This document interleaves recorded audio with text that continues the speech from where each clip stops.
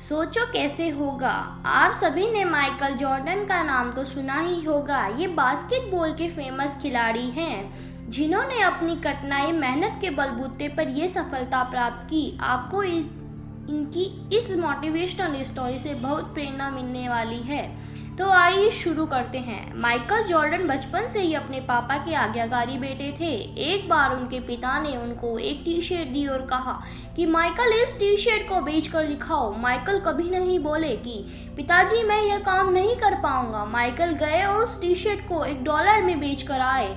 उनके पिता ने उनको शाबाशी दी और अगली बार फिर कहा माइकल जाओ और अब की बार तुम इसे $2 में बेच कर दिखाओ। माइकल गए और धूप में परेशान होते रहे लेकिन टी शर्ट नहीं बिकी। माइकल ने दिमाग लगाया और टी शर्ट पर मिक्की माउस का फोटो प्रिंट किया और एक अच्छे स्कूल के बाहर खड़े हो गए जहां अमीरों के बच्चे पढ़ते थे। तभी एक बच्चे को वह टी शर्ट पसंद आ गई और उसके माता पिता ने उस बच्चे को वह टी शर्ट दिला दी। इसके बदले माइकल को $20 मिले। माइकल घर आए और पिता को $20 थमा दिए। पिता ने उनको शाबाशी दी। कहानी का सबसे बड़ा मोड़, एक बार फिर उनके पिता ने उनको यही काम दिया।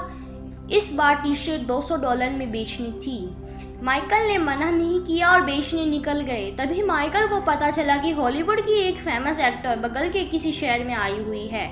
माइकल बिना टिकट के ट्रेन से सफ़र करके चले गए और लोगों की भीड़ को चीरते हुए निकल गए और सीधे ही एक्टर के पास पहुंचे। गार्ड ने उनको रोकने की कोशिश की लेकिन वह वहां पहुंच चुके थे। माइकल के मासूम चेहरे को देखकर एक्टर ने उनको ऑटोग्राफ दे दिया।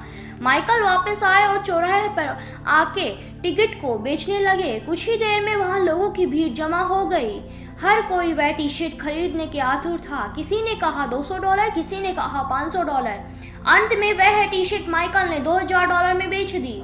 जब वहां उनके पिता के पास आए तो पिता ने यह सुनकर उनको गले से लगा लिया और कहा बेटा तू दुनिया में बहुत नाम कमाएगा, तू जो चाहे वो कर सकता है। और आज माइकल जॉर्डन बास्केटबॉल की दुनिया का शहंशाह है। दोस्तों, माइकल की यह कहानी हमें यह सिखाती है कि हर वक्त बहानेबाजी करने से सफलता नहीं मिलती, बल्कि बहानों से आगे बढ़कर सोचने और अपनी बुद्धि का सही इस्तेमाल करने से सफलता मिलती है। मुझे उम्मीद है आपको ये मोटिवेशनल स्टोरी अच्छी लगी होगी।